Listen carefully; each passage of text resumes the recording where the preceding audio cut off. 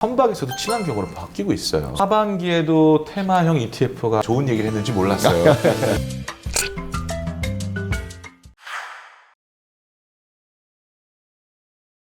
안녕하세요. ETF의 전문가를 모시고 ETF의 요모조모를 찍어 먹어보는 ETF 찍먹입니다. 이번에도 ETF 운용사에서 직접 출연하셔서 다양한 ETF 투자 정보를 한 입에 먹기 좋게 또 한아름 싸서 전달해드릴 예정입니다. 오늘 출연하신 ETF 운용사는 하나로 ETF를 운영하고 계시는 NH 아문디 자산운용입니다. 올해 초에도 출연해 주셔서 귀중한 투자 정보를 한 부 딸이 내놓으셨는데요. 이번에도 소중한 말씀 주시길 믿습니다.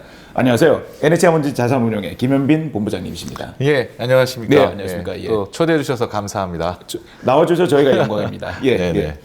먼저 그 상반기에 저희 유튜브 출연하셔가지고 네네. 올해는 채권, 네. 테마형, 그리고 또 친환경 ETF 네네.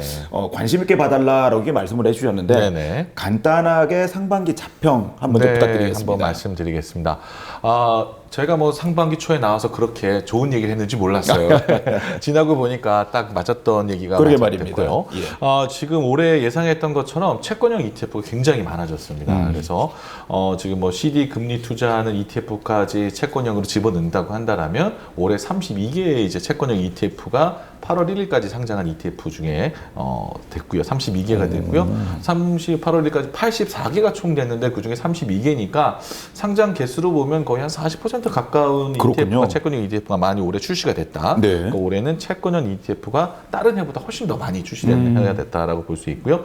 올해 상장한 ETF 순자산은 약 7조인데 네. 그중에 채권형 ETF가 순자산이 4조가 넘습니다. 오. 그 7조 중에 올해 상장한 게 7조인데 그중에 4조가 채권형이라고 한다는 거는 사실 뭐 채권형 위주로 굉장히 많은 자금 유입이 됐고 그다음에 채권형 ETF가 많이 상장됐다라고 좀 봐야 될 것 같습니다. 많은 투자자분들이 채권 ETF를 관심 있게 보시더라고요. 네네, 예. 맞습니다. 채권형 ETF는 이제 국내 뭐 10년도 있고 30년도 있고 또 이제 주로 좀 미국이 많이 있어요. 미국도 30년도 나왔고요. 그다음에 유로존 또 미국뿐만 아니라 유로존 뭐 플러스 25 해서 나온 ETF도 있고 뭐 해외 장기 채권, 국내 장기 채권에서 다양한 채권들이 상장이 돼 있습니다. 그래서 채권 ETF가 올해 많이 상장이 됐고 순자산 유입도 꽤 많았다라는 거 먼저 말씀을 드리고요. 네. 그다음에 상반기에 이제 주식 부분에 있어서는 테마형 ETF가 거의 주도했다. 그렇죠. 그중에 이제 대표가 2차 전지죠. 맞습니다. 예. 2차 전지 ETF가 이제 굉장히 많이 이제 성장했다라고 보여지고요. 상장기 초반에도 많이 늘어났지만은 또 이제 7월 달쯤에 상장한 또 ETF들이 2차 전지 ETF들 또 한 차례 상장을 했는데 거기에도 또 굉장히 많은 자금 유입이 됐어요. 그래서 사실 ETF가 2차 전지로 인해서 개인 개별 투자자들이 2차 전지 어떤 종목에 투자할지 몰랐는데 그렇죠. 2차 전지 ETF 테마형에 투자하면서 많은 수익률을 얻었기 때문에 오히려 좀 다행이지 않나라고 좀 생각이 됩니다. 맞습니다. 예. 그리고 그 중에 또 하나 언급드렸던 게 이제 친환경에 관심을 가져야 된다라고 보는데 뭐 오늘도 지금 밖에 지금 비가 많이 오고 있고요. 네. 요즘엔 날씨가 너무 덥지 않습니까? 맞습니다. 그러니까 전 세계가 완전히 막 너무 더워진다라고 하는 그 정도로 저희가 친환경을 생각하지 않을 수가 없습니다. 맞습니다. 예. 예. 그래서 친환경 에너지 그다음에 뭐 탄소 효율 관련 ETF에도 많이 관심을 가져볼 만한데요. 이제 언급드렸던 친환경 에너지 뭐 기후 변화 솔루션 종목들도 이번 테마에 같이 편승해서 그 안에 또 2차 전지 종목들이 좀 들어 있었어요.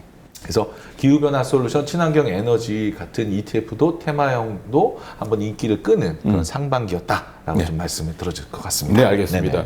네네. 본부장님께서 이제 상반기 ETF 시장에 정리를 좀 해주셨는데 네네. 자, 궁금한 것은 바로 이겁니다. 네네. 이게 이제 2023년 남은 기간에 투자자분들이 주력할 수 있는 투자 트렌드 과연 무엇일까? 네. 그러니까 네네. 2023년 상반기여서 투자자분들께서 가져갈 만한 어떤 그 투자 대상이 네네. 있다면 좀 말씀을 좀 부탁드리겠습니다. 또 하반기에도 테마형 ETF가 좀 유행이 될 거라고 좀 예상이 되고 있고요. 네.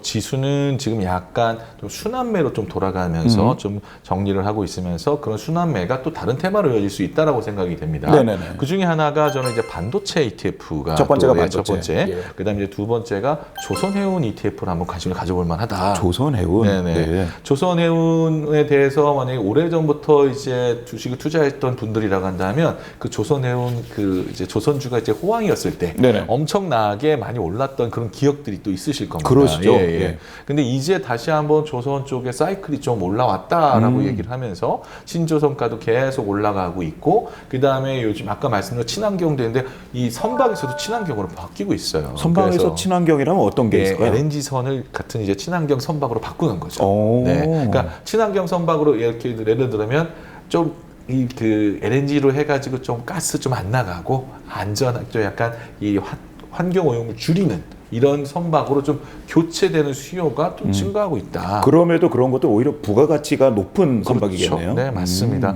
그런 것들이 오면서 지금 뭐 신조선가가 계속 상승하고 또 수주도 늘어나고 그래서 하반기부터 해가지고는 우리나라 이 조선 대형주들이 네네.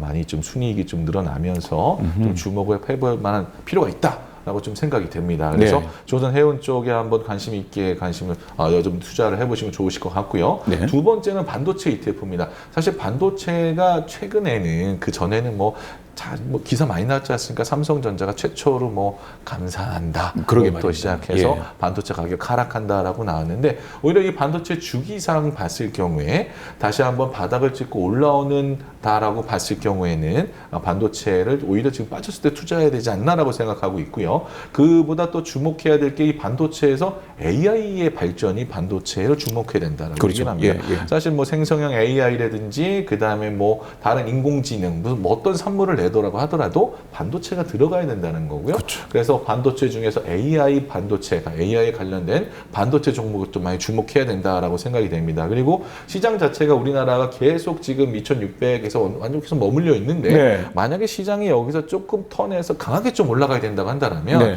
당연히 삼성전자가 힘을 좀 써야겠죠. 반도체가 움직여야죠. 그렇죠. 삼성전자 반도체 해서 하이닉스부터 해서 이런 반도체들이 힘을 써줄 때 좀 시장에 다시 한번 반등을 기대해 볼 수 있다라고 하는 점에서 저는 이제 반도체 ETF 그다음에 조선해운 ETF 이 두 가지를 한번 추천해 드리겠습니다. 국내 주식 쪽에서. 네네, 국내 예. 주식이죠. 네, 알겠습니다. 네.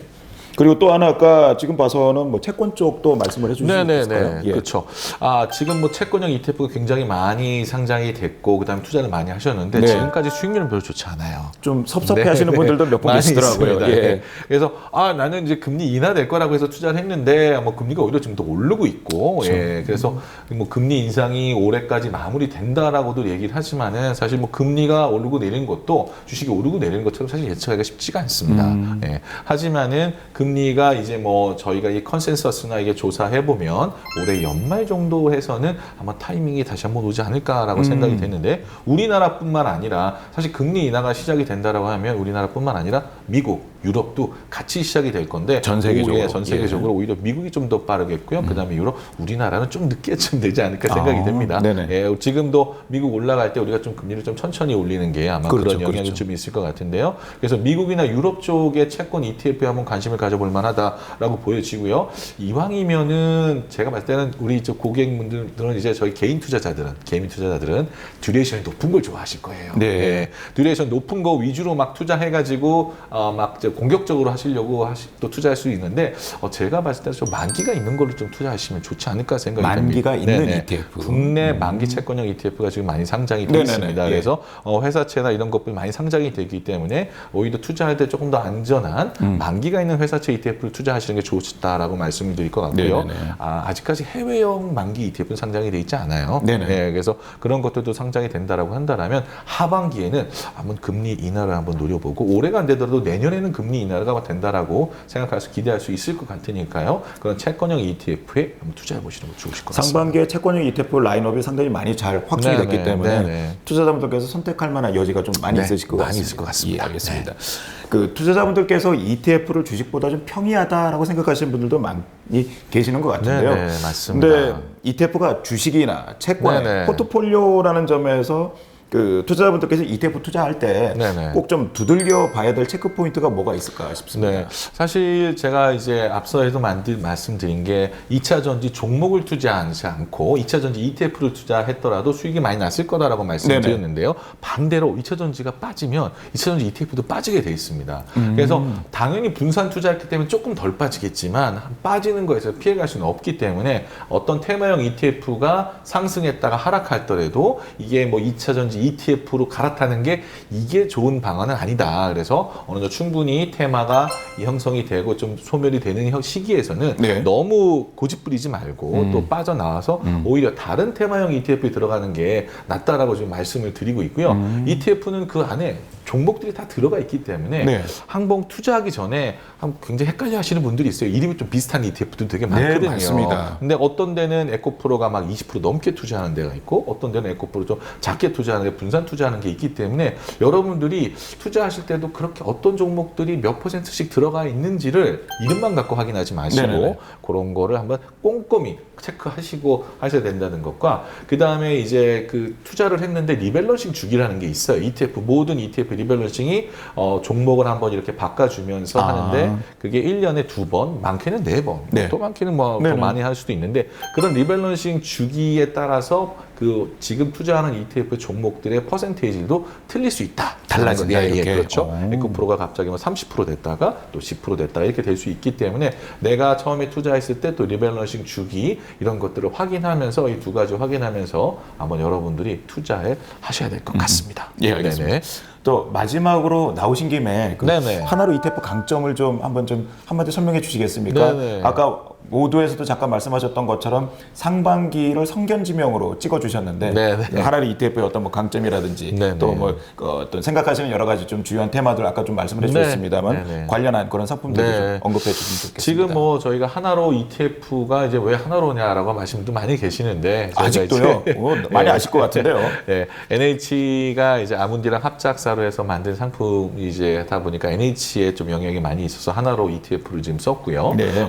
아문디가 프랑스 회사입니다. 그렇죠. 프랑스의 아그리콜이라는 이제 큰 회사의 그 농협 회사예요. 우리나라 농협이랑 똑같은 거예요. 아그리콜. 한국의 농협, 그 그렇죠. 프랑스의 아그리콜의 농협. 그 밑에 있는 이제 아문디 회사가 되는데 아문디가 이제 ETF가 굉장히 큽니다. 그래서 유럽에서 이제 외국계 회사 빼놓고는 이제 프랑스 회사로서는 실질적인 유럽 운용사 1위라고 볼 수 있고요. 이제 70조가 넘는 ETF의 잔고를 가지고 있습니다. 특히 아문디가 그 친환경 관련, 환경 관련한 ETF들이 굉장히 ESG 관련 ETF들이 굉장히 많이 있습니다. 그래서 우리나라 시장은 사실 ESG가 좀 생소하지 않습니까? 네네네. 하지만 이제 우리나라 시장도 뭐 요즘에 이제 뜨거운 이제 기후를 볼 때도 그러게 말입니다. 한번 탄소 관련한 또 ESG 관련한 상품을 관심을 가져볼 때다라고 생각이 되고요. 이에 좀 강점이 있는 게 저희 또 하나로 ETF다. 왜냐하면 또 네네. 아문디아 합작사 됐기 때문에 이제 그런 노하우들을 바탕으로 해서 ETF를 많이 상장할 예정이고 좀 많이 상장되어 있습니다. 예, 네. 알겠습니다.